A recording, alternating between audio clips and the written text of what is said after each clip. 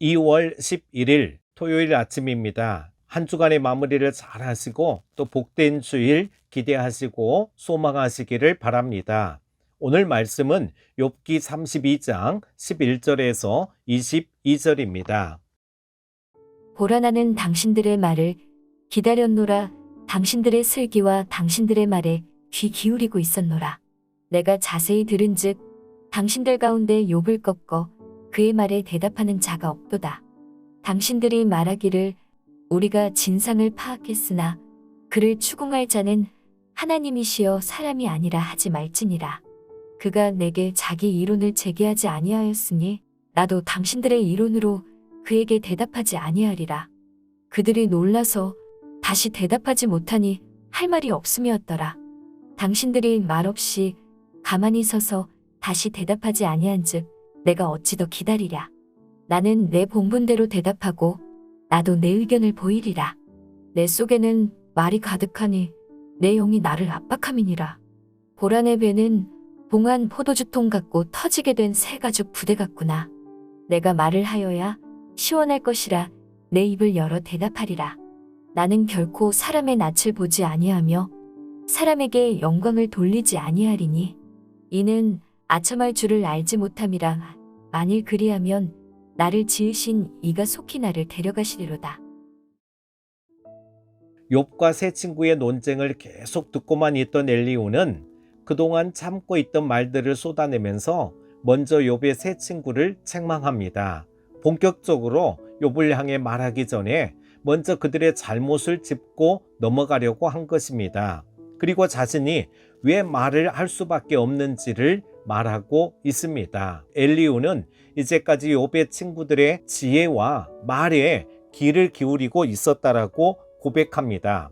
그들이 연장자로서 더 많은 지혜를 가지고 있다고 여겨서 그들의 말에 귀를 기울이고 있었는데 그들의 말을 들으면서 기대했던 결과를 만들어내지 못했다라고 하는 것입니다.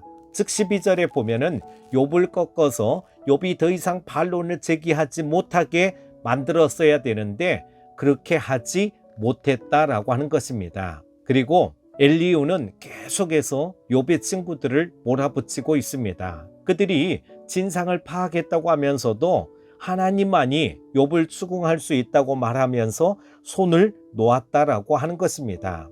그들이 무지해서 욥을 굴복시키지 못하고서 자꾸만 변명만 늘어놓고 있다는 신랄한 책망을 하고 있는 것입니다.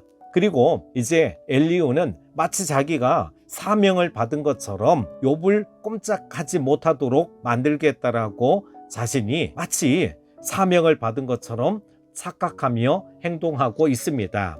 그러면서 17절에 보면은 엘리후는 자신의 본분대로 자신의 의견을 진술하겠다라고 선언을 하고 있는 것이죠.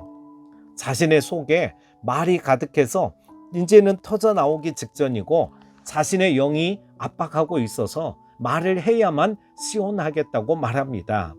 엘리후는 자신의 생각을 말하고자 하는 강한 욕망을 이렇게 표현하면서 마치 하나님이 그의 영을 자극하셔서 말할 수밖에 없게 만드는 것처럼 포장을 하고 있습니다.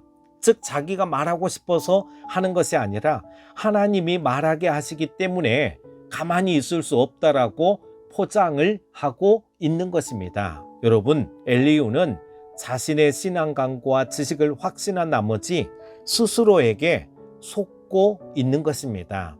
자신이 볼 때 욥은 물론이고 그 친구들까지도 하나같이 다 불경건하고 모자란 것처럼 여겨졌습니다. 반면에 자신은 거룩한 사명을 감당할 적임자인 것처럼 생각을 했습니다. 그런데 우리가 이렇게 자신에게 속을 때가 너무나도 많다라고 하는 것입니다. 사랑하는 큐티 가족 여러분, 오늘 우리들도 연약하고 무지하기 그지없는 인간임을 잊지 말고 오늘 우리는 재판장의 자리에서 내려와야 될 줄로 믿습니다. 바로 17절 말씀을 보면은요, 나도 내 의견을 보이리라 라고 이렇게 말하고 있습니다.